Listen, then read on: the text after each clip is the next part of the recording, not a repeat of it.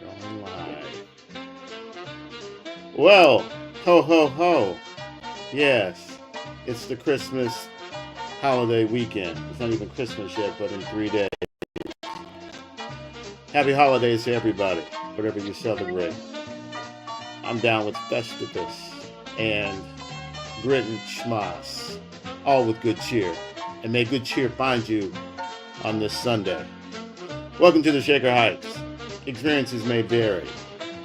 So up next, again, in the fine tradition of Shaker, I mean, fame didn't have nothing on our school, except maybe being in New York. But anyway, I want to bring to the stage another talented Shakerite, class of 86, Lee Mars. How's it going? Welcome. Good. Yes. Appreciate that Public Enemy intro. Yes. Very nice. Side note about that, about that intro. It was actually off a bootleg record from a go-go group in DC. I'll find the clip and I'll send it to you. If you're on Instagram. But it's that fascinating history because you hear the scratching and you think it's Terminator X, but it was like a sample of a bootleg record. So anyway, randomness. Nice. Welcome. Thank you. We're here. We're still here, guys. Hey, alive. It's a blessing every day. Seriously. Absolutely. Yeah. Man, so where does your Shaker origin story begin? What neighborhood, school, parents? Mercer School District. Okay. Yeah, and last stop on the Green Road stop. Yeah. Did Byron when it was Byron, not Shaker Middle School. Yeah, and we lived just like a block away up Duffield Road from Mercer School. So my folks, I was born in Montreal, Canada, and my mom's from Cleveland. My dad's from Montreal. So he got a job at a hospital and yeah, we moved to Cleveland. Well, right on. And what city is across from us? Is it Toronto or is it Montreal? It's Toronto. That's across the lake area from us. Yeah. So you have dual citizenship. Got 2 passports, yeah. All right. That's what's up. That's what's up. Yeah.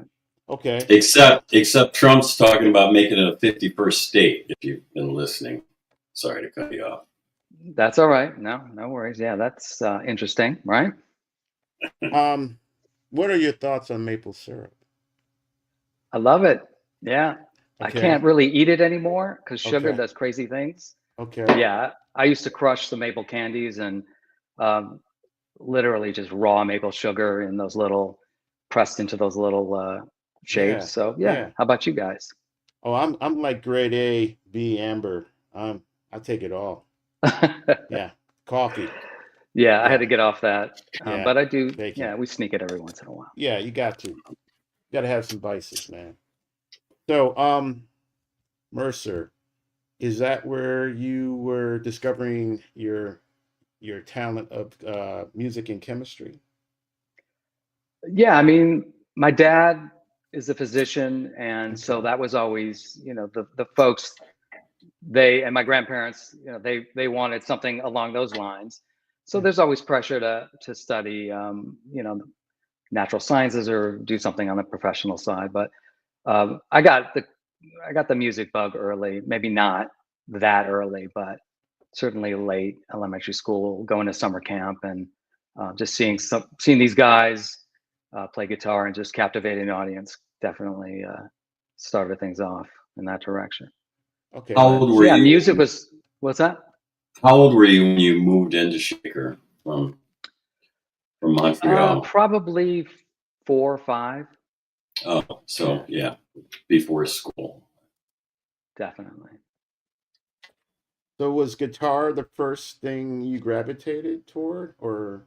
Yeah, guitar. That's what I started with. That's what I took lessons. There was a teacher named Dick Lurie who was out in Cleveland Heights, and he taught. I've heard a lot about that. Generations of kids of guitar. So yeah, that was good. And then I got interested in piano, and my parents bought me like an inexpensive upright. They threw it in the basement, and I just kind of taught myself in a poor form, but I was able to hack it out and get some sounds out of there. Okay. Okay. Yeah. Did you do it by ear, or did you have a manual that taught you? I mean, I did learn how to read music with the guitar lessons, but I became more reliant on my ears and just picking out the chords and being able to play. It was just a quicker end result. I wasn't super fluent in reading. It was a slow process. So who were your buddies that you hung around in elementary school? Who did you gravitate towards? What kind of group? Elementary school, that's a long haul back. I can give you more specific info about high school, but Mercer School was good. I mean, we had there were a lot of kids there. I actually just got off. I was on the phone with Steve Phelps because we're jumping. He's got a restaurant. He's a chef in Florida, and I just pinged him because we're going to be in the area, not exactly the area that his restaurant is in, and I always wanted to visit his place and have a meal there and just give him some props and say hey.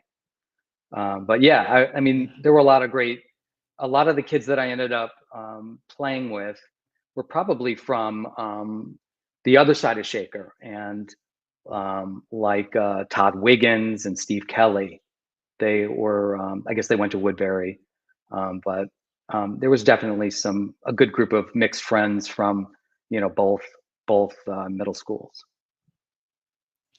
So what kind of kid were you? Were you a quiet kid? Were you a rebel rouser? Yeah, I probably wanted to be the rebel rouser, but ended up being quiet-ish. I mean, probably got into. There's always the kid that wants to be the class clown and the joker, but I think at that age there were kids that were better at it than I was. So everybody's just trying to get their joke off and create their disturbance, and I had my moments for sure. So, how would you perceive yourself? Like, have you been back for any of your reunions, your class of 86? I went back. I went back to some of the early ones. Okay. I've been because I do a lot of. I was in New York City for a while and working with Craig Wedren. We worked on a lot of the film scores, and we had a band in New York City as well. Okay. But I mean, it's skip ahead. I was also in Cleveland for a while, and that was the best time for me to be able to come to the reunions when I was just post college. Yeah. And when I was in town a lot more on a more permanent basis. Where are you located now? I didn't catch it at the beginning. I'm back and forth, but I do. I'm in Cleveland quite a bit, but I'm also in. My wife is in New Jersey, and so I'm here. And my 6-year-old's here as well in Montclair, New Jersey. Okay. Yeah. Jersey, yes. Jersey. In Brooklyn, there's a path from New York City to Brooklyn to the suburbs and all that. I used to run up through Teaneck and Newark. Yeah. So the path trains, yeah. You and the Isley Brothers, huh? Yes, that's right. Teaneck Records. Exactly. Oh man. So okay, let's flash forward to Woodbury. Is that where you started like playing in groups and Byron? Yeah. There was there was like a talent show that myself and some kids, we did a weird kind of instrumental, a couple songs. We played The Who, Bubba Riley, and then I think we did Tom Sawyer. And it was weird because I don't think we even had a singer. We just kind of played the song. Okay. But it was fun, and it was sort of the beginning of kind of putting yourself out there and just. Were you on keys? Were you on keys? Who was on the keyboard for Tom Sawyer? Because that's a big, huge part of that. Yeah, that is a good question. Was it? Yeah, I'm gonna have to dig. I'm gonna have to. So wasn't it you? Research on that. No, I played guitar. Guitar at that point. Yeah. Okay. Yeah, definitely. Wow. Yeah, that was you guys were like some early prog rock cats, Yeah. Yeah, I think I even in a absolutely ridiculous and stupid thing, I had a kind of a cheap acoustic guitar, like a nylon string, and I think in typical teen or preteen, I broke it after the show somewhere outside, and and some administrator said, "All right," in the principal's office, that's not happening. That's unacceptable. Right, right. Wow. So yeah. Should have done it on stage, to Bob O'Reilly, That would Yeah, have been exactly. apropos. Yeah. Right. What music were you into? Were you mostly into prog rock and classic rock at that I was into point? everything. The classic rock stuff was, Cleveland, Ohio. That was Mhm. sort of what everybody's fed. That's what you get. But the summer camp I went to was in Canada, and we got a lot of the kind of British bands, the British new wave bands that came through, and so I definitely got an exposure to that, and it kind of widened things up. What The are your British new thoughts? wave. What What's are your that? thoughts on the psychedelic furs? I like the psychedelic furs. I saw them. There was a music concert. There was like a festival out in Los Angeles last year, and they did it called the Darker Waves Festival. Okay. And I actually want the keyboard player is a like cousin of mine. I didn't know Oh that. wow. All Mm. right. My aunt connected me with her, and yeah, and I went up after the show and said hello, and yeah, it was kind of a trip. Yeah, wow. Only reason why I brought them up, I literally heard them yesterday. It was like on some Spotify mix or whatever, and I was like, oh yeah, I remember them, and I went down a psychedelic fur. We play, yeah, Yeah. Freudian Slip, the high school cover band. We played a couple of their songs. Yeah, Wow. Love My Way, probably. "Love My Way," "Ghost in You," absolutely. Yeah, yeah. So I what kind? Go ahead. I mean, we interrupt each other all the time because we don't have any signs. But go ahead. I was going to say, Freudian slip. The name. I Hmm. remember the name. Yeah, yeah. Like Wait, Who you was in the guys, all band? right? Katie Goodman, yes. Shout out. lead singer. We had got a female and a male lead singer. It was like popping. Craig Wedren was the male, dynamic, handsome, indie dressed fellow, Yeah. and Katie was the female vocalist, Kia and Todd Noir. Wiggins on drums, Yeah. Kevin Siegfried on keyboards, Okay. Steve Kelly on played bass, I played guitar and keyboards, and yeah, it was great. We did Shaker Rec gigs at the Thornton Rink. We did You did Shaker um, Square. I remember seeing Shaker you there. Square Yeah. Fair. We did some Yeah. crazy Battle of the Band at Biggie's in the Flats, which was ridiculous but Oh fun. wow! Yeah, Did and you we played have? the. Did you have? Go ahead. I'm Oh, sorry. I I was just always saying, cut you and there was an insane gig at the Terminal Tower, which was the Taste of Cleveland or something like that, Yeah, Oh and wow. yeah, yeah. there was like it was when they pre-renovation when it was like the old train station, Hmm. and it was Oh like wow. pulling in there was like crazy history. Yeah, it was fun. Any rival bands that you were Yeah, I in just friendly remembered. I competition mean, with? yeah, New Edition. Yeah, I'm not New Edition. I was like, wow. Yeah, New Edition. Oh, oh. um, you guys. Oh my God. Yeah, I'm gonna. Yeah, there were rival bands. But yeah, everything was fine. Everything was good. It was a healthy competition. Yeah. So No, you no, brought. no, no Purple Rain moments. Like sticking your head in the green room. How's the family? I'm gonna have to rewatch that, but Yeah. Anyway, Yeah, just fucking a around. lot of I. cliches Yeah. everywhere. Even in high school, a lot of cliches Yeah. always with the bands and musicians and artists in general. So I mean, that Mhm. goes without saying, for sure. All right. New So you. society, new Yeah. society. There, guys. Yeah. That So was moving that. on from high school, did you have? I mean, was your inkling to be in a band and get chicks to play the guitar, or did you have a more practical side to you, where music would be, something you pursue on the side? I mean, it's a combination of all of the above. I was into music, and it fueled a lot of it. That was the fundamental thing that kind of pushed me. All the other stuff was great. The attention, that was all fine. But I really did and do love music, and initially as a performer, but then really kind of behind the scenes in production and engineering and mixing, just involved in that. That was probably better suited for me. And just in the process, working with bands and musicians, and then going on to work in film. I worked at Beechwood Studios, which is a really high-end Yeah. recording studio in Cleveland, and I was working and writing music for commercials, writing jingles, and working with some really great folks at the studio, and and then from the TV stuff, I worked with Craig on movie scores. So we worked on music for film and TV. And Craig is a very successful composer who moved from New York to LA some time ago.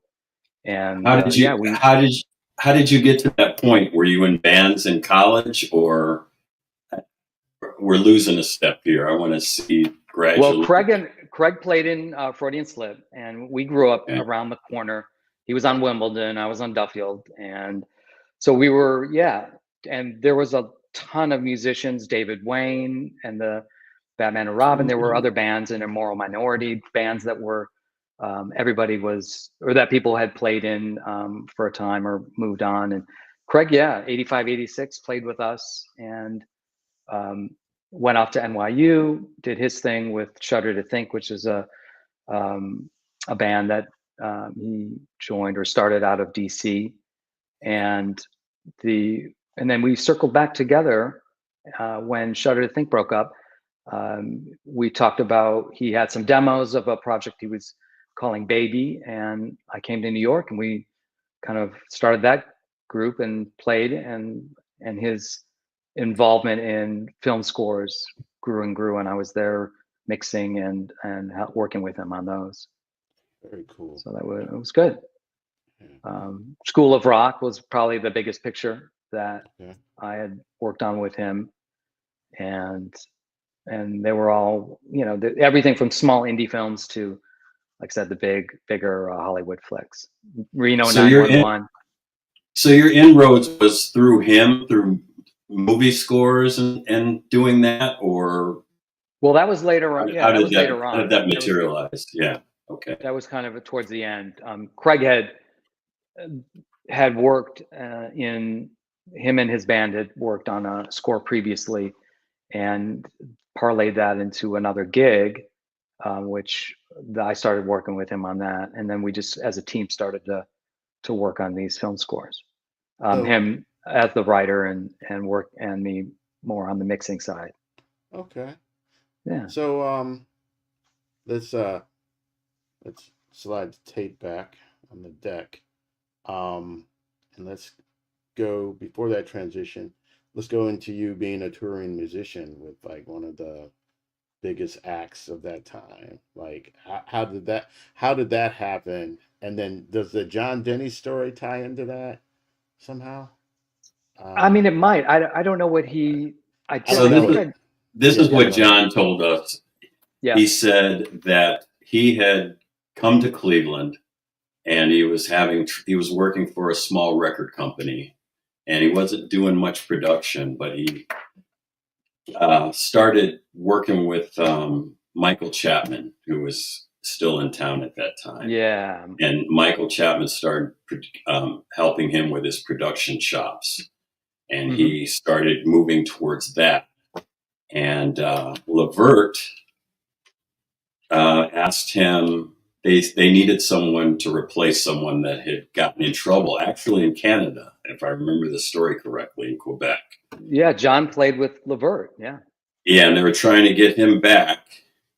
And he was trying to decide, I think he had just got out of Berkeley, graduated from Berkeley it's a little foggy now. But he also got a call from 9 Inch Nails, and they needed a keyboardist. So he was going to go, he's like, wait a minute, let me go check with Levert. And he wanted to see how much Levert was going to pay him because he needed money. Right, yeah.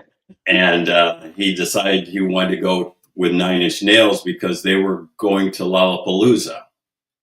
Okay. And by the time he came back, they had already found a keyboard player. And then when he went back to Levert, they had already gotten their keyboards back. Ooh, So yeah. he was SOL. So that was the story. I don't know if you knew that story, but if you, John, yeah, we talked about it. I thought he was. I thought he actually got an offer, was interested in before I came on. I didn't know if it was after, but I mean, yeah, he would be more privy to what his his in was. But yeah, I mean, as far as John and I go way back to the high school Haven thing, and the bands that inspired us, as far as for the groups that came before us, and that we wanted to kind of emulate what they were doing. But yeah, John, uh, the I knew Trent through a keyboard music store that was on the west side called Pie Keyboards and Audio. Trent And Trent Thomas, had right? Trent no Thomas. Trent Reznor. Oh, Trent, well, oh, Trent, yeah, oh, Trent Thomas and Mike Chapman.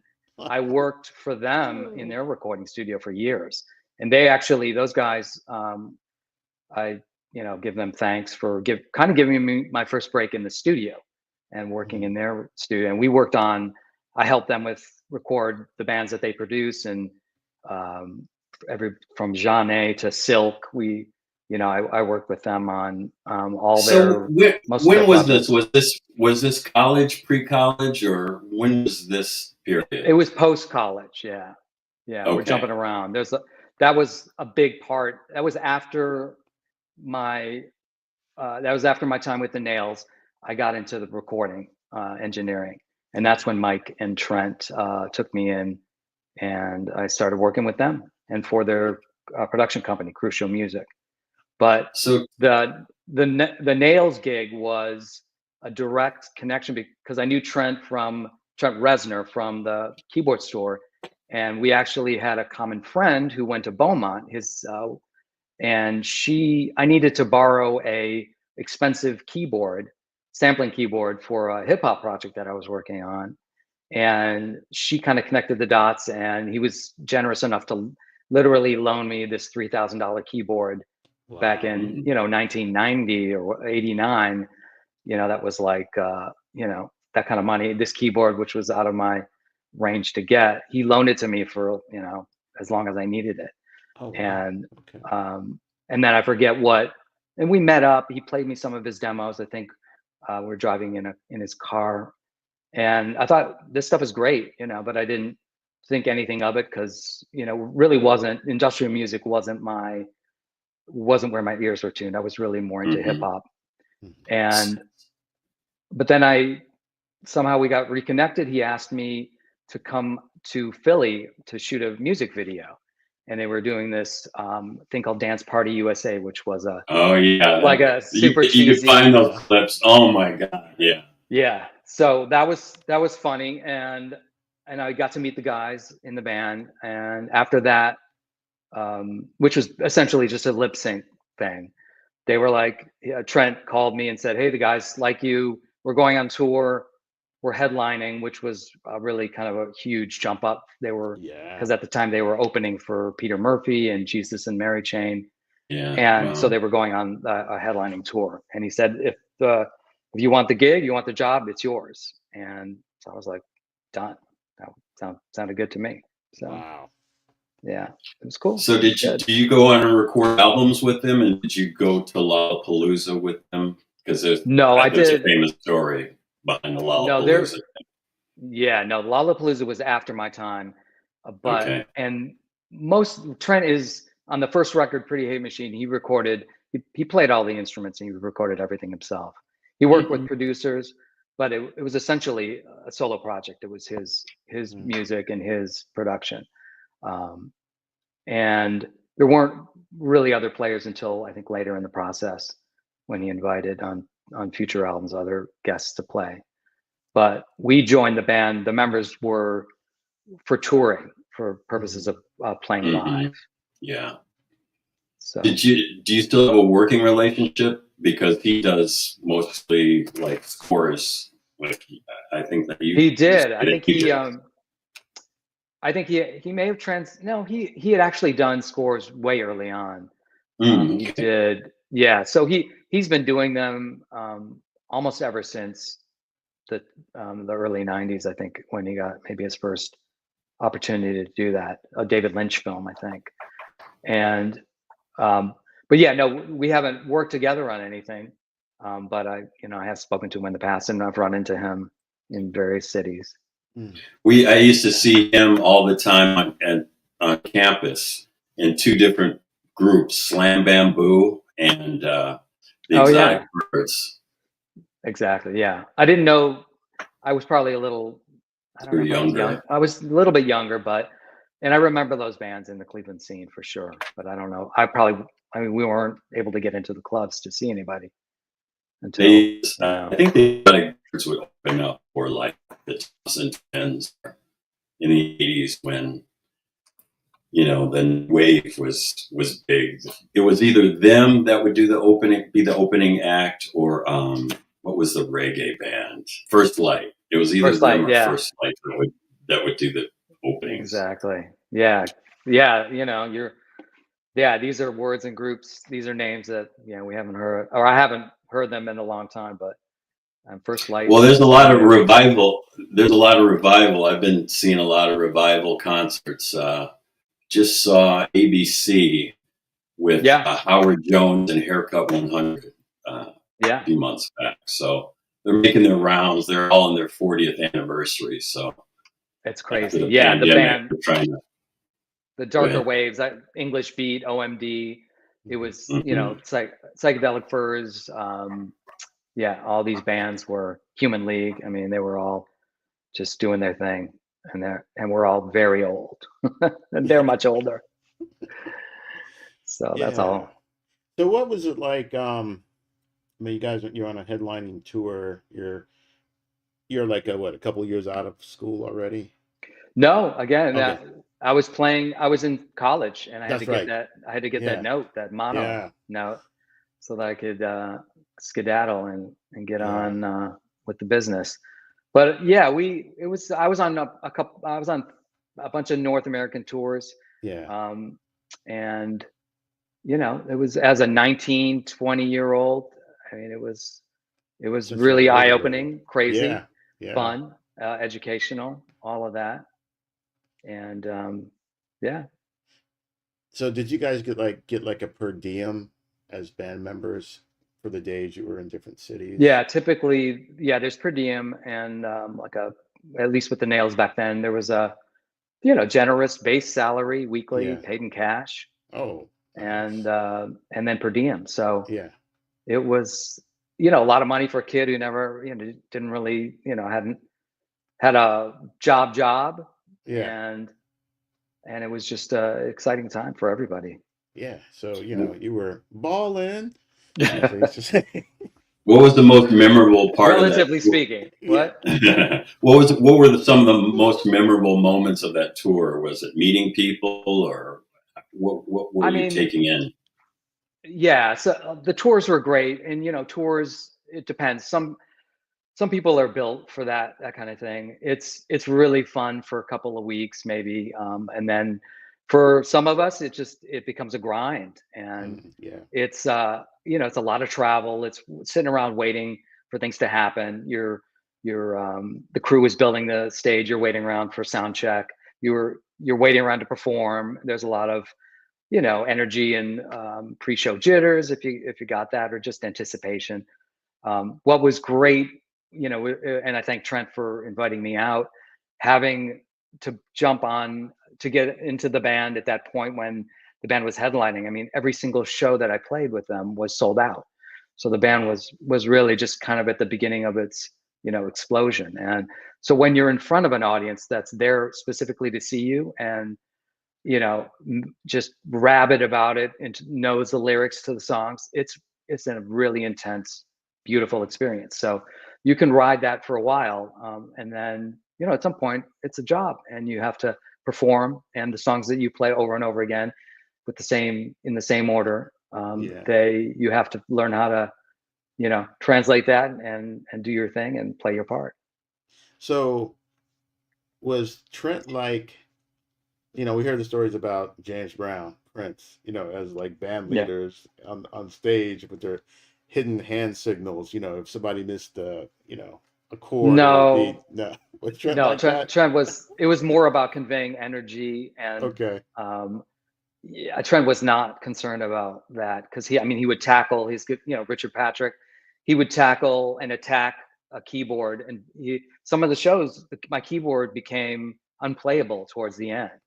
It was more about the energy of the show and just Yeah. putting on a really kick-ass performance. And the music was, you know, if if he tackled Rich, the guitar player, Richard Patrick, and Richard couldn't play, or they had to broke the guitar and he had to get another, and there was nothing going on. The music was, the drummer was still playing, and he missed his microphone and vocals. It was just happened. He just did Yeah. it. Wow. Wow. So, the commitment to the music and to his vision was 100%. It was Yeah. incredible. So, and he really, he was really dedicated to his own vision, which you Yeah. got to respect that. Yeah. Did you keep like a journal for yourself, or like There or were photos or pictures. diaries? Yeah. There was itineraries, so Yeah. you can kind of roughly patch things together if you Yeah. went back. There were some incredible gigs and very bizarre. We played in Tijuana, Mexico, and that was insane. I mean, we went to the local market, and we bought these parkas and sombreros, and I bought this Mexican peasant dress, and we went on stage, and then we were introduced as Los Lobos. I mean, it was absolutely crazy. And we were all dressed up in Yeah. costume. I don't even think it was Halloween, but Yeah. it was crazy. And just going from city to city to meet the kids, who are, at the time were kids. I was a kid, but to meet the people coming out to the shows and just getting a vibe for the town was really, really cool. Were there How any about that notes? song "Leaving" by, was that by Yes. Yes. Yes. Yeah. Yeah. Yes, the "Leaving." band. Yeah. Yes. Yeah, but that Yeah. song What about? "Leaving," the song "Leaving," the lyrics, another One town. town, one to go. Yeah. Oh, another. One more Yeah, Yeah. stop, another one more town, one more show. show. Right. Yeah. Yeah, exactly. "Leaving." Yeah. Were you surprised to see some luminaries or celebrities in the crowd, because that album, The Pretty Hate Machine, was huge? I It know he was. I did some mean, work with Bowie later and a bunch of yeah, people, that was but later on. That was much later on. This was sort of the beginning of the kind of like explosion. We were getting into large clubs and small theaters, but we did some big shows like Universal Amphitheater in Mhm. LA. We opened for Jane's Addiction. oh That was wow, that on must have been. tours. That Did you was hear that was stories about Jane's Addiction the last time they tried to go on tour last year? All They got the into fights. Yeah, craziness. physical. Yeah. Yeah, I Yeah. can't speak for any of that. Yeah. Did you have any Um, of that in your band that you could speak of? no, Did you guys get sick of being with each other and did that? I mean, that's just a given. That's every Yeah. band. But everybody was, everybody made it work. There was no physical fights or anything like that. We So were Lee, all, we were not that kind of guys. so Lee, Yeah. I mean, the most So important Gabe, thing about yeah, about these tours, yeah. how was the food? The food, yeah, sometimes good, Yeah. sometimes not. I mean, as Yeah. long as he fed you all proper, you Oh know. yeah. I mean, we would Yeah. go we'd get catering, and that would be sometimes better than others. And then, or we'd have per diem and go out to dinner or something. Yeah. And then we did a lot of, Mickey D's at the truck stops on the road. So Right. Yeah. So what happened after? Where did your career go after that? What was the next thing? What did you proceed to after that it tour was ended? it was working in recording studios in Cleveland, first with Mike Chapman and Trent Thomas, and those guys played in shaker bands that inspired us as well. I mean, they were, and they were playing Synergy. What comes to Synergy, mind? exactly. Yeah, exactly.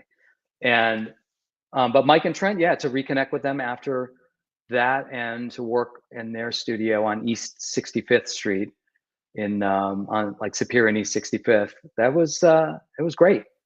And then from there, I moved on to Beechwood Studios, and that was my eventual home before leaving for New York to work with Craig. Okay. But Mike and And you, Trent, yeah, that was where we worked on Cleveland artists, and we were really into developing Cleveland talent. Yeah. yeah, Mike was the bass line for Cleveland hip hop, and with working, where did he work at? WDMT, was it? I don't Right? know Yeah. which station. 108. Yeah, Yeah. yeah, and he was 107, working there 108. in high school, Yeah, and I remember I he know. used to make mixtapes of craft work for me. You know, I did the album. I didn't have a turntable and Yeah, to it's record him. amazing. He'd do all that stuff. Yeah, what you guys did. Yeah. A Did lot you of jam in great. your basements when you were a kid with all these guys through I did, yeah. your I connections with did. Shaker? Yeah. I wanted to. I actually auditioned for, or I came over and sort of. I don't know if I invited myself to jam with them, but I did actually bring my guitar over and played with Synergy. I didn't really know any of the material they were playing, or maybe I knew hmm one or two songs, and they were really nice about it. But it was very sweet. But I did come. I think they were rehearsing at Trent's house on Chagrin Boulevard, and or I went into some. And who was the drummer for Synergy? Um, I just was it know the name of the band. I know Curran Kane was the bass player, and I know yeah, Trent Kerwin Kane. Thomas was Yeah, in it, and Michael Chapman. exactly. I don't know the band. But yeah, so just being playing with those guys, and there was one of the sons of one of the guys, the leaders of the Daz band. Um, he he played bass, and I mean, there's so many, and and the Levert family up at Shaker, and I mean, you guys So was remember that? Was that your year? Was Yeah. that your yeah, yeah. Gerald was Gerald in our and class. yeah, Yeah, you and Yeah. remember the Sean parties on on South Park in his house. yeah, I mean, Yeah. come on. I mean, the memories are there was a lot going on in different genres, Yeah. and there was just seemed like an endless amount of talent and just people wanting to get down and be part of the thing. But yeah, Cleveland and Shaker, it's incredible memories. And I just went to there's a tribute band to it's called the Levert Experience. Dave Oh, Yeah, I heard Tolliver, about that. Joe Little from the Rude Boys, and Mark Gordon from Levert, one of the original members. Yeah. They're doing as kind of like a tribute to Gerald and the bands that he produced. They're doing songs from Levert, from Rude Boys, and from Men at Large, and they're doing some one-off shows. And I was able to catch them in Chicago a couple weeks ago. oh wow. Mm. And Oh Dave wow. Tolliver's from Men at Large is a good friend of mine, and we stayed in touch. And just to see them perform those songs again was incredible. And I'm Wow. hoping if they come to Cleveland, I'll come back for that again. And but they're trying to get some more shows. So they're carrying on the legacy of those of the great music and the acts of those guys that are a lot of them are no longer with us. So Yeah. Yeah, man. Shout out to Gerald and Sean. I used Sean to Levert, yeah. do Gerald's promo spots when he was on Electra with LSG. Hmm. So I remember that was cool hooking up back in the day because obviously like the label people didn't know that, oh, we have this Shaker connection and stuff.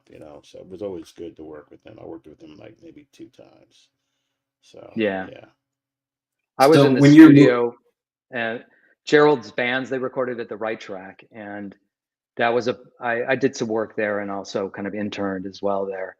And Okay. there were a lot of studios and a lot of the recordings that are some now classic songs. I was able to sit in on some of them, and it's just incredible what's come out of Wow, man. Cleveland. Yeah. Yeah. So were you working more as a studio musician or in production, a little bit of both? How when you were moving from studio from New York to Beechwood, were you a studio musician or were you producing? What was your role? Mixing and producing, yeah, mostly. And Okay. yeah, and that would involve sometimes playing, but mostly engineering and recording other people. And what happened at Beechwood Studio? Was that after New York or before New York? I'm losing my That place. was before New York. Yeah, that was after Mike Okay. and Trent. That was after I Okay. worked with Mike and Trent at sort of graduated to a bigger, a little more sophisticated studio, and and that's when I worked on writing music for TV, for jingles and commercials, and kind of took kind of the next level in terms of engineering and production. But yeah, Trent How and does them, they came to record at Beechwood, and I was still involved with their projects, and we did a lot of recording out of Beechwood Studios, and that's so where how does that work? yeah. How does that work? I'm sorry. How does that work? Do you answer an ad in a page in a newspaper, and they need someone in the studio, or are you working more independently? How does that work as a producer? It's it's independent. You're bringing bands, you're bringing music clients to the studio, and Okay. myself, there was another Howard Perlmutter was a he went to Orange, and we kind of worked together at first on his project, his music project, and then I'm not sure specific, but we both decided to start a music production company, and we found a partner at Beechwood Studios, the manager of the studio, and he said, "Great, we'll give you an office, and we'll let you guys have the facility after hours, Oh, and you wow. guys Okay. can work on your projects." And that was a great opportunity for us, and then from there, I started working even during the daytime in doing music for some of the commercial stuff, and so then not only was I there working crazy hours at night, I'd come in during the day to work on some projects, and then eventually got hired by the studio. So I Okay. was I audio see how that engineer there. works. Yeah. Gotcha. So, man, like, bring us up from that. You guys are still doing film and TV projects as they come along. Um, and what is that process like in terms of, briefly about how you approach that? I mean, obviously, you get a screener to look at the project. Then you both then go off to deal with your ideas and then come back and see what gels, or how's that done? Well, that's what Craig. Yeah, that Craig as the composer would do that, Okay. and then once he had some basic sketches for material, I would be mixing them or refining them or cleaning them up. Hmm. So that was the process for the film stuff. But Okay. Craig moved to that. We worked together in New York, and he's moved to LA, and he's Okay. been there for some time. Yeah. So what are you doing right now? I want to get back to the chemistry thing because I think that's fascinating.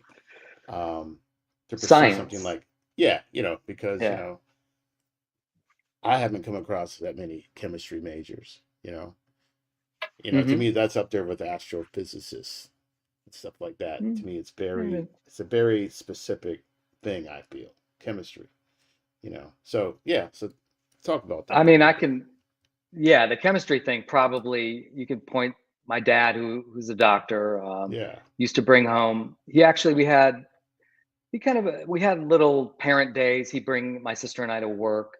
He ran a lab there at Mount Sinai Hospital, and he did early Parkinson's research.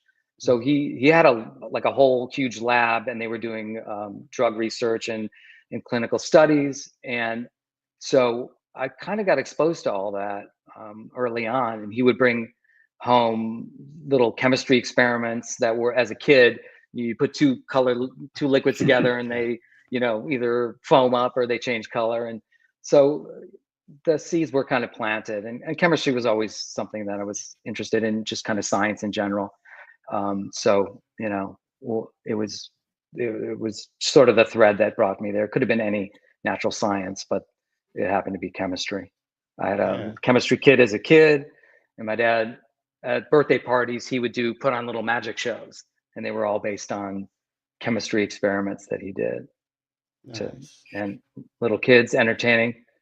That was a pretty big deal. Has that helped the musical side of your brain at all? Do the two? Did it help you with music in any way, in the way that you approached music? Did chemistry help you? Or even Music. mixing. Yeah. Yeah, probably more. Yeah, the more logic oriented stuff was probably better applied to engineering and mixing. Um, but the creative, I mean, it was always there. I think more of an artistic and less of an artist. I was definitely creative, but more wanting to be on the more comfortable in the engineering role Mhm. and mixing. And the mixing it's a science and an art. So Yeah.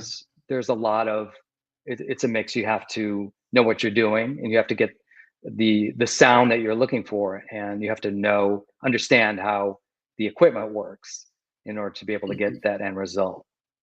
So would you see yourself as like one of them Pink Floyd mixers, engineers, or like an Eddie Kramer? Are you in that field?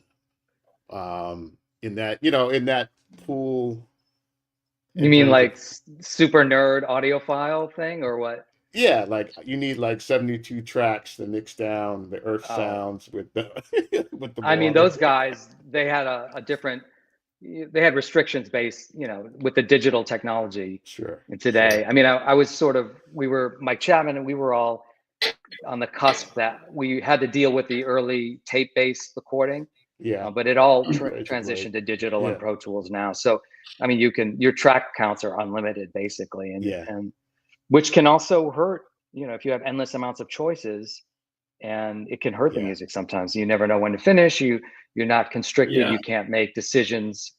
So you have to, as an engineer, as a producer, the guys that did it really well had a vision, and they knew, and they committed to sounds, and they just pushed and finished, and got it done, and didn't take forever to complete something. I The will say, inspiration was there, and they just yeah. got it done. I discovered a sound a couple days ago. I'm a big fan of like the audio of film, like Walter Murch type of stuff, Hmm. sound design. I believe, real big in that. But um, the Sensi tips on the electric ranges, they're almost like little timbales. And, when you put your pots down, they make this like tink, tink, tink, tink. And I was like, man, if I was a musician or engineer, I'd be like, yeah, Hmm. take that sound and try to find something to do something with it. I think I'm a frustrated engineer Hey inside. man, So, just go home and tinker in the box, and yes, you yes, can play around and make things happen. yeah. Get on Anyway, SoundCloud, put your beats out. I tried It's all that there. actually. Yeah. I did a pandemic album. Yeah, Eric had the artwork for it. Eric, what do you Yeah, think? Did he make some noise? Are you Yeah, I I didn't did. feeling listen it? to it. I Oh, don't I know. did. I did listen to it. I listened to it back then. Yeah. Yeah, I can't believe how long ago the pandemic was. That's yeah, what kills me. I know. About to be. Well, yeah, you got to hit me with the link. I love, as a DJ, Yeah, and DJing was a huge part of what I loved to do and did for so many years. yeah. I got into doing mashups, and I've got Okay. some really fun material. I'm gonna probably put it out there on some organized way, but I'll hit you with some links because the stuff is pretty crazy. Yeah, So, I'll hit you with the link. Yeah, for sure. so talk about the technology. You were cutting tape and splicing it and trying to get studio time to now when you're at home and you have your own studio. You don't have to pay for the studio time, but Right. a lot more music is getting out there. And I don't know if it's, if I don't think quantity equates to quality from my point of view, at least commercially. What's your Yeah. view of that? And I always bring this up with us creatives. Tell me about AI and how you see that in your work. It's Everybody's got access to the tools now. Anybody can make music. There were some barriers earlier. You had to spend money to get in the game, or some people were, you know, we all know people, hip hop artists that had to, get in bed with some sketchy folks to get into the studio and get their project funded. And whether you got investments wherever the money came from, you had to spend money to be able to record back in the day. Hmm. And today, anybody can do that with really inexpensive equipment. So sure, there's a lot more music being made, but absolutely, and it doesn't, the quantity doesn't mean anything. There are only going to be certain things that you hear, that have risen above the noise, Right. and whether you like them or not, there's some reason why that song, why you hear it, whether it's a great song or inspired, or it's a club banger, or someone paid to get it, pushed on Spotify. Whatever that reason is, that song is there for a reason, and it could be because it's a great song, um, but there's a lot of music that we'll never ever hear. That's great songs, inspired productions, and it's just the nature of the business. It's the nature of art. You're not going to be able to find the stuff, and there's stuff across the globe that you might connect with if only it could hit your inbox. So, Well, I quote the great Thomas Dolby, who I love. Most people see him as a one-hit wonder. I see him as a no, I genius for respect. what he's done. Yeah. For sure. Oh yeah. I got to Ahead of see his him time. live, which was in '84 at the Agora. I don't know if you saw that show. You're probably too young because I had to get my mom to take me. Anyway, he said he got out of music because the heads of the music business had created a formula based on what you last did on your last album, how good it did, and Yeah. across the music landscape, what was working, because the idea is business. It's not about art. So we're going to try to make as much money as we can, and then we'll leave it to other people to be the first, and then everyone will copy them. So I hear a lot of female artists, and their voices sound the same. Hip hop, to me, I guess I'm an old fuddy duddy, but it sounds the same to me. You are absolutely an old fuddy duddy. So I don't see the genre. It seemed like when we were coming up, there are a lot of different styles within the genre and the different genres, But now, like I just watched a podcast, listened to a podcast. Like 1984 was the most profitable year in music, because there were so many different things happening. Dance music was being incorporated more into rock, and it was more of a trade-off. And then after that, it hasn't seen years as profitable as that, especially because people are pretty much, you can't make money unless you tour. Right. So, and where do you think there's as much creativity? It's just that the general public doesn't hear it, or do you think it's just correct? I mean, I always thought of, I don't know if you guys remember growing up, like when we were young, we would hear on the radio that 50s music, and to me it was like the corniest sounding stuff that our parents listened to, or whatever the generation before. It's got to be, and they hated our music. So it's the same thing. It's just cyclic. And what we can't hear from what our kids listen to some degree, they're going through this experience. The music that we grew up with is, embedded in our brains, and impressed upon us. We're never going to feel that again. Right. The same type when we were young and those songs came out, and at that stage in our lives. So the generation today, they've got their own thing. To me, it sounds a little, it's sort of a carbon copy, and I don't feel like they're breaking new ground creatively wise. Right. A lot of the bands, whether it's the emo stuff or the hip hop, it's very repetitive, and they're just not doing anything, I think, new or creative. But that's in general. There's always exceptions. So, and we're not going to be privy to what, our ears are just not out there anymore listening to the new stuff. Are you familiar with SAULT? SAULT. What's that? Are you familiar with SAULT? The music collective called SAULT. They're SAULT. They're out of what UK. What is that? they're like a rotating group of musicians and singers, and they're Hmm. very like secretive about when they drop their albums and stuff like that. If you plug it in, but Hmm. they do such amazing music that crosses genres, Oh, cool. and it's very in some cases it's very socially relevant. But yeah, they're at the top of the Brit music list for this past year. Definitely hit me with the Yeah, link. I mean, yeah, there's groups out there that are doing it, and they're doing it because they love uh, creating, and they won't stop no matter if they get yeah, paid or not.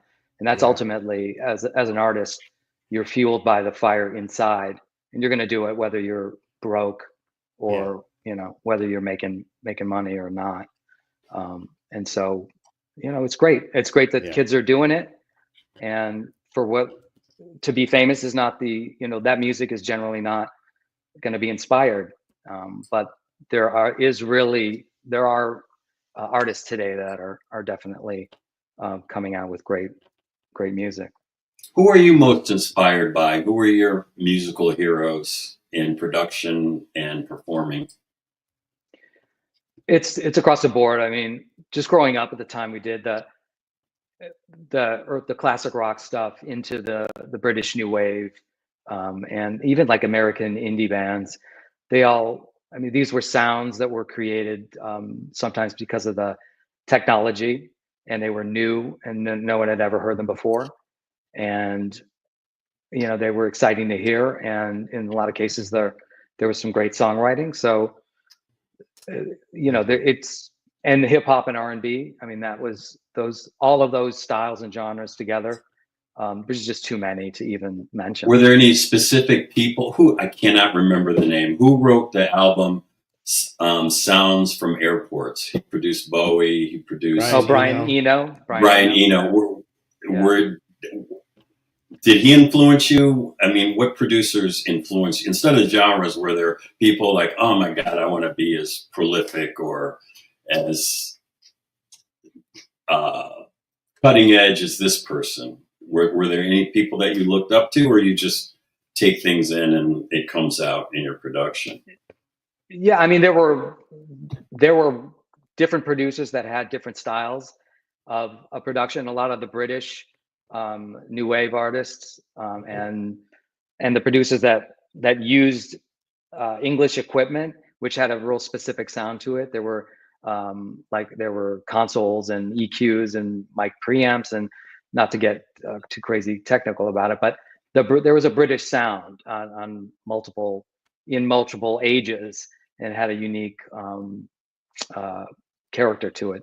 But I mean, there were American producers also that were great, and as a producer, your job is to get the performance out of the artist, and to kind of shape the Mm-hmm. end product.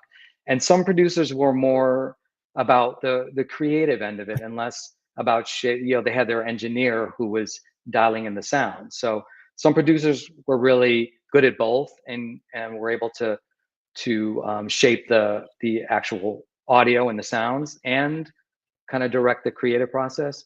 And others were mostly trying to get the artist to perform, and be inspired to record and write music. What were your favorite projects or people that you really enjoyed working with?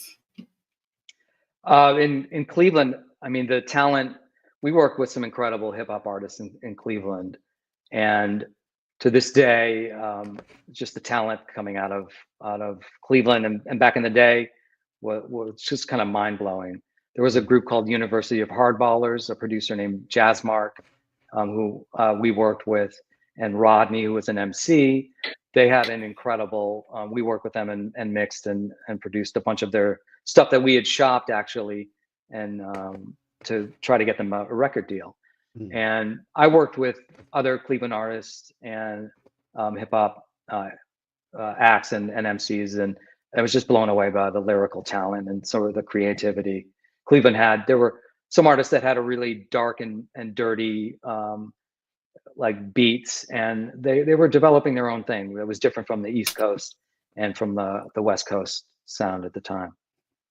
So yeah, I always think of equipment that's related to those times, like the 808 that they yeah. don't produce anymore. And I always listen. I don't listen to as much, but I listen to Questlove, and he talks to different Hmm. producers and artists, and they talk about the equipment of the time and that sort of thing.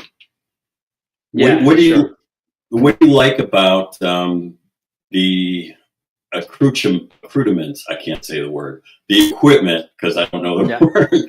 What do you like about working in like the 2025, 2000s or whatever, based on, is it easier? Is everything, do you like it more now, or do you like a little bit more of the analog state? Or I know I've heard that some groups still cut and tape things together instead of using Pro Tools That's because they crazy. like because they There's like some. the. Go ahead. Mhm. No, there's some purists out there for sure. And they're kind of, some of those guys are a little bit over the top.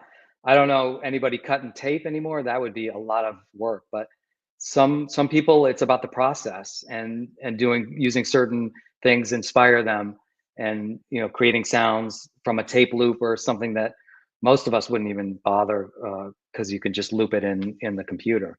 But some people have their ways of creating, and it's real specific, and it's a comfort zone for them. But yeah, these days, when I mix, my wife has a podcast called Mom Tourage, and she's there's another woman that they talk about issues of motherhood and just trying to, what's life like after having kids and losing sense of yourself and all of that.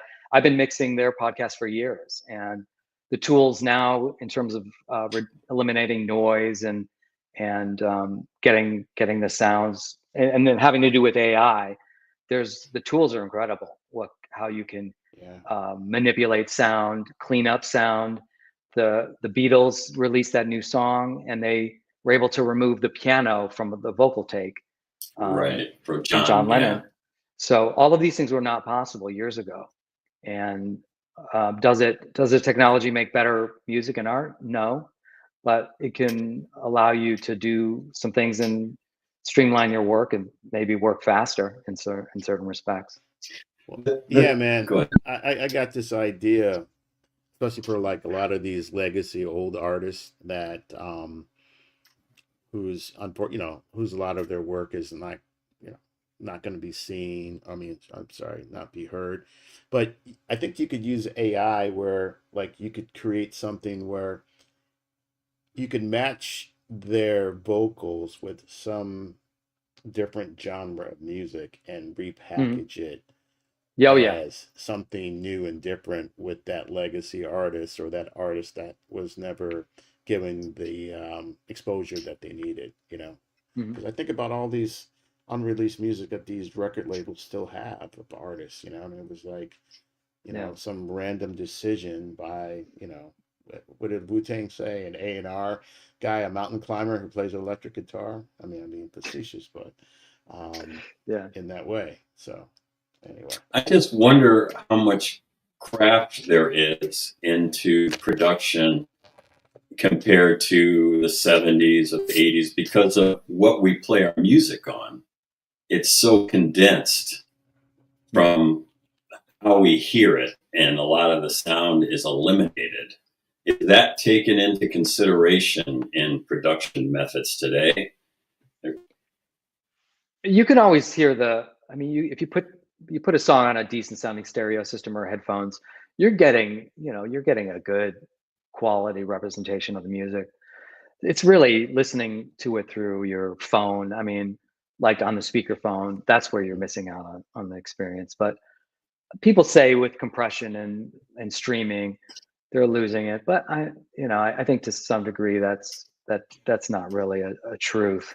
If you play back a song at a reasonable volume on a decent sound system, you're going to get the feeling of what the artist intended. Whether it's a good piece of music or not, that's subjective. So, but yeah, Because because Prince, I know when he recorded, he would put it on a cassette tape and run up to his car and stick it in and put people yeah, because that's where his music would be heard the most. Right. So I People always, want it. Yeah. Engineers want it to translate. When we mix in the studio, we want to make sure it sounds good in a lot of different environments, including like a crappy car stereo or like headphones or on a massive, a booming system. So yeah, I mean, that's all. That was part of how we did things back in the day. That's part of how engineers and mixers made sure that it sounded good. They had to try it in different environments. Bill And that, Spector style. yeah, exactly. so where are you now? Are you working for? I haven't kept up with your career. I know you as a shaker legend. So Oh, have you? no. Are you? Well, I will say you are musically. So how are? Do you work for a studio in New York? You say you're between Cleveland and you're between New Jersey. Are you working out of your house? And what do your projects look like today? No, yeah, I'm pretty much, I mix my wife's podcast and have transitioned. I have my own business now. I'm an IT consultant. So I do a lot of Oh, consulting okay. in audio, AV systems and home automation. And so part of sort of the technology thing, I took it and went in sort of a different direction and but related field. And so working in the studios is, for the most part, a younger person's game. And so if you're working with artists till 5 a.m, you are not doing that in your 40s and beyond. Yeah. Yeah. So, and when we were working on film projects and say around Christmas time, the producers wanted to get a mix for Sundance, and suddenly your Christmas vacation or your holiday trip back home was canceled because you had to work on. That was not something I wanted to be able to control my own schedule. So from there, that's, I started my own business and started in working with creative professionals. Originally, I was working, taking care of the recording studios, computer systems, and Apple Mac systems, and working with visual artists because they were primarily using Apple Mac computers. So this was sort of this was what my strengths were in that, and was able to parlay that into a whole nother career in business. And how long ago did you make that transition? I would say I went full when Craig moved to LA. I decided that I wouldn't pursue new work in that area, and I was just ready to start my own thing full on and have a business that I could grow and work and work to grow and focus on. Excellent. You have any kids? I got a 6-year-old. I came late to the parenting game. You guys have any kids? Yeah, mine are kids? grown. I've got 2 kids that are 0. grown. 0. Yeah. All right. Yeah, I got a 6-year-old, so I'm in it. I'm in the heat of it here. Gonna keep you young, man. She Gonna keep you is young. want to be a singer. She is a force to be reckoned with. So she's keeping me on my toes. And at 50 years old, I had my first, and I'm definitely one and done for sure. Yeah. So, but she's great, and it's just been amazing. So your wife has her podcast. Is she musically inclined, or did she have a similar she's path? an actress. Okay. Yeah, she worked. She acted on. She had projects on Broadway. She was on a soap opera for years. What soap opera? Oh my God, I think she was on. What are some of the big ones? Young and Restless. One Life to Live. I think it was One Life to Live. General Hospital. Oh God, she's gonna kill me. I would think so. Yeah. My next door neighbor, who I've tried to get on this show when growing up, was Teddy Marcoux, and he was on One Life to Live for ages. So, but yeah, she had a reoccurring role on that. She did Broadway stuff. She was actually a voiceover artist for years, so she did a lot of the commercials that you like hear. Tons of AT&T, Purdue, she was the voice. Wendy's, she did some What big campaigns. what was that like? I've often thought about doing that. Was that a tough thing to do, or how did she? I'm asking her through you, but from what you Yeah, know, I mean, I recorded her. We did I recorded a bunch of her stuff, and we did some demos, and we actually we worked on a bunch of projects together, and we would do. She's also a yoga teacher, so we would have these yoga live DJ events that we would put on together, which were super fun. Yeah. But she had a career for a long time, and she transitioned into teaching recently. She got her master's, and she's teaching now theater to middle school kids. Okay. But she on the other side, the acting side of things, that was her thing, and that kind of brought us together. We kind of understood each other and our histories, and and she also sings as well. But voiceover and acting was her thing for years. Right on. that's awesome. You were talking about DJing. Have you ever thought about selling beats? Because most beats are made from old songs or chemically redistributed to create beats. That sounds like that would be right up your alley. Have you delved into that or thought about doing that? I mean, back in the day, we did that a lot. But beat sampling, you can't really sample without getting clearance and paying for that. And it was sort of the wild, wild west back in the day when groups like De La Soul were sampling, hundreds of little bits of their favorite records, and then they got sued. So and then they ended up having to give up their rights to their music, which is Fuck the tricky. turtles. So fuck the turtles. I always run across some stuff where they show how they slowed it down or ran it backwards. I'm sure there's a lot of stuff out there where people can evade being taken to court for that. I'm sure. Timberland. Is that what he maybe. does?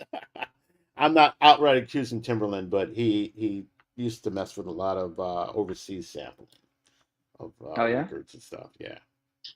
Well, that's smart. I mean, if you can kind of get around the copyright, if someone can't sue you, or if the copyright's lost, or if it's public domain, then you can take it and do what you got to do with it. So allegedly, I don't want to get sued by allegedly. Anybody. Allegedly, I don't. So you got some inside info? I heard that randomly a long time ago in the industry. Okay. But anyway, allegedly, not allegedly on that great producer. Just saying, sampling. Yeah. Created a whole new industry for lawyers. And they've always been there. Yeah, and revitalized a lot of people's publishing. That they were smart and said, "Okay, you can sample me." It's a double-edged sword. I mean, look, the creative process, you take and you extend what was done before you. There should be a middle ground of fair use. There's often fair use cited, and I think it's for artists to lose their work because they sampled something and one lawyer team did a better job in court than the other, or that they couldn't come to some negotiation about a fair split. That's a shame. And that's wrong. I agree. You should check out Bob James's interview with Questlove, how he felt one way and then figured out he was being reintroduced to new generations. Oh yeah. And he made tons of money from that sampling. Definitely. But if you had a song and it was your only song that hit and someone kind of stole it, you'd want to get something from that for sure. You want to check. That's your money, right? Who do you prefer, ASCAP, BMI, CSAC? I'm BMI, but okay. I think I was told it doesn't. It's all the same thing. Industry rule 4,080. Yes. Right. I haven't signed up with anybody, but I was leaning toward BMI. So I have I cannot offer you any information on who to pick in 2024. I cannot. Yeah. No insight for you. Yeah. Well, in closing, what's the biggest takeaway you have from your growing up in Shaker? What did it give you? What did it inform you that made your life go the way that it did? You know, I think if I listened back to all your guys' podcasts, and you know, I will definitely check out more of them that I have been able to since you guys reached out. Oh, you listen to I'm some? Oh, you listen? yeah, Oh, okay. I'm sure Yeah. that the themes are. I'm sure people are saying the same thing. We're all saying the same thing. I know. I'm just looking to You see if know, someone says something different. exactly. I'm probably going to disappoint you and say the same shit that the last guy said. Go ahead and say No it in your doubt. own words. Yeah. Yeah, go ahead.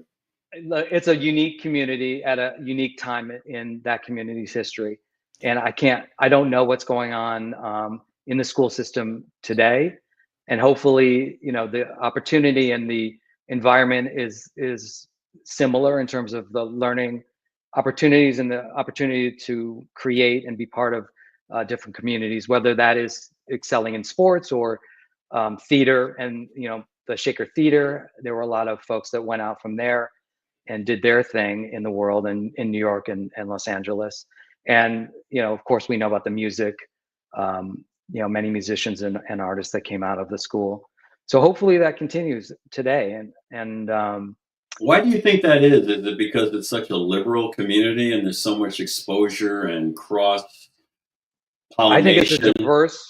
diverse community with a certain, you know, level of economic and social economic status that allows people to gives them a little bit of latitude to explore and their creative side or not be, hey, I got to get a, you know, this, I'm hustling just to stay alive. I mean, of course there are kids that are thrown into the job market, but a lot of people at least have the chance during their schooling years to explore other subjects and to maybe think about careers that are not, you know, that are outside of the box.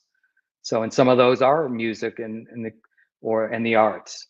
So I think as long as, and we had that, and that was in our town, and the spirit of those that came before us inspired us. So the bands that like Attic and Haven as a kid, and I was only a year or two younger than some of these guys, Yeah. but at that age, it's huge. And so when you see that, and it inspires you to do something with some other guys or on your own, that's huge. And other schools, they don't have the framework necessarily to do that. And Shaker had that, you know, at that time and in history. And you know, I think Were that's a you huge part of involved it. with the music program and were you a thespian? Were you involved in any of that stuff when you're at Shaker? We did, yeah. I did. I played in bands that did we were like the band for Shakespeare's As You Like It. So I played in a lot of the theater performances as a guitar player, and we wrote original music for some of those. Hmm. And it was great. I mean, I was involved, and just remembering, yeah, there wasn't just music outside of school. There were theater projects that I was involved with as well. James Thornton and Sarah, who were, and those teachers also. I think it's the quality of the teachers also inspires the kids to really engage and dig in and to want to be a part of that. If you don't have What teachers that care, then it's a done Yeah. deal. Yeah. Like When you're shuffling through our podcast, make sure you check out M. Stax Brown. He's more of Okay. a contemporary of today, and that was At really a at cultural, Shaker? Yeah. yeah, a Okay, good. Hit me with the cultural. link. Yeah. Yeah, I'll send it to you definitely. Um, he's also was somebody that was around. What's my man's name? Colson in Machine Gun Kelly. Yeah, Machine Gun Kelly, right. Yeah. And Yeah. when was his time? That was like 10 Colson or more Baker. years ago, right? Right. Yeah. Yeah. Yeah. Colson Baker. Yeah. Um, but yeah, M. Stacks Brown. Yes. It's the Shaker family, man. It really Yeah. goes, Yeah. Yeah. it Definitely. goes beyond, it's just the magic that happened. It's beyond race, religion, any of that stuff. Everybody's kind of in the mix and doing their own thing and inspiring each other. Yeah. I got to ask you about your mom. Where did she grow up, and what was her influence on you? By the way, we had a pre-talk before we came on. Yeah. I attended Cleveland Institute of Art with his mom, Mhm. Suzanne Mars, Yeah. in the industrial design program. So I met her. She came in late into the curriculum. It was 5 years, and she joined us, I think, in our 4th year Yeah. before we graduated. How did she influence you, and how did she support? Were they pretty supportive of what you were doing, and especially Oh, touring yeah. with 9-inch Nails as a young person? Were they afraid or weary that you were doing that, or leery? They were very supportive and very sweet. My dad and my mom both. They were concerned as we spoke. They wanted to make sure I finished my college degree, and like I said, I had to take some time off from school when the tours. When I got the call, I had to jump out and get on a bus. However many weeks later, but the they were very supportive. They just wanted to make sure that I finished my college education, and that was important. Whatever I did, they were supportive, and when they saw the success and the things that I was involved with over the years, yeah, they knew that they had done their part, kind of pushed the boat off, and that's all they could do. I was going to do what I was going to do regardless. But my mom, yeah, she landed at CIA in industrial design Mhm. after trying a bunch of different things. She studied economics and she did a bunch of things, but I think art was her true passion and the creative process. So ultimately, after starting and stopping a bunch of degrees, she was full on committed to Cleveland Institute of Art, and she loved you guys. She loved the students, and she got inspiration from the kids. I mean, she was probably in her 40s, right? Would you Yeah, or yeah. Well, I mean, we were in our 20s, so Yeah, yeah, it had yeah. it had to be in her 40s. And just going to school with all these kids, she loved it. I mean, and you guys loved her, and she had amazing energy that she brought to the program. And I think some of the teachers were like Shrek and Goss. Some of the legitimately, you Oh guys had yeah, some amazing that's the faculty. Renaissance man of Yeah, Cleveland. I Victor mean they were Threpengas. Let me just let the audience know sure. those fire engines, those classic fire engines, those pedal fire engines that you saw when you were a kid in the 50s and 60s. He developed those. He designed those with Murray bicycles, or the Murray Company. He also was a world-renowned ceramicist, as well as he did the sculptures at the museum on the side of the monkey house with the mammoths. And he is just a Renaissance man. He did everything. And there was a retrospective of him at the Cleveland Museum of Art years ago, and I was lucky to have a book signed by him. But yeah, Cool. it Nice. was a great time to be there. And your mom taught us a lot of how to be productive. I mean, she just got things done, and the way that she did it, like, hey, wait a minute, you're cheating. But she got the stuff done, and she taught when we found out that it wasn't cheating. That's how you get things done. And that's Oh, what you I mean remember most about her. yeah.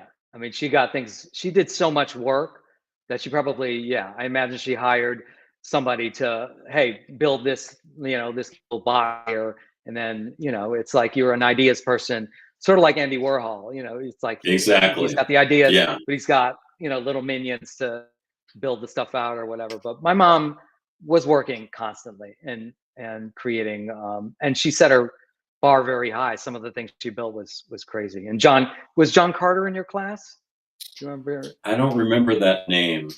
Well, I mean, there are some of the students, gotta say, I mean, it's just incredible what they did. He would build these machines, robotic machines, and install them in malls. Like there was a whole mall where they would these robotic machines. It was almost like a carnival, and you could walk around and see Wow. these things. And all of that came out of CIA. And so the scope of these projects, it's just huge, the amount of work that it takes. And we didn't have computers back then at all. There was Right. one Commodore 21 computer but I was using word processors and slides, sending out to get jobs and everything, and then walking around Chicago with a huge portfolio and hoping that I could show slides instead of it was a different time. I mean, you were it was a big change musically too, from your point of view, all the technology that goes into it. It's just, wow. Yeah, for sure. And the kids have their challenges today. You know, that people send out resumes and it just goes into a hole. You know, getting someone to respond to you or someone to look at your ideas and your portfolio. It's not physical anymore, but it's just as hard to get somebody to pay attention. And you got to know about setting up websites and so forth and so on. And you got to know someone, and you got to do an internship. A lot of times when they post the job is already filled with an intern or someone's friend, because no one wants. It's sort of like music. There's no real ARs anymore. They just go online and go find who has the most hits. You know, not hits musically, but how many people are looking at them and watching them, because they everything's low risk. Yeah, they want to see something fully baked. They want to just take it right out of the oven and roll with it. But and then present it. Yeah. Well, we're going to wrap it up. All right. And it's been a pleasure, Mr. Lee Mars. You can check out the podcast on Spotify, Amazon Music, usually within 24 hours. Next week, in the musical tradition, we have Quentin Rubin next week, who is playing January 3rd, and we'll repeat it next week if I have the date wrong. He is performing out. Quentin Rubin, guitar extraordinaire, following the tradition that we are witnessing here with these Shaker folk. So, we go into the Christmas. Have a safe holiday, however you spend it. Be safe, stay hydrated, and until next time, this is the Shaker Heights Experiences Made There. And we're out. Oops. I hope we don't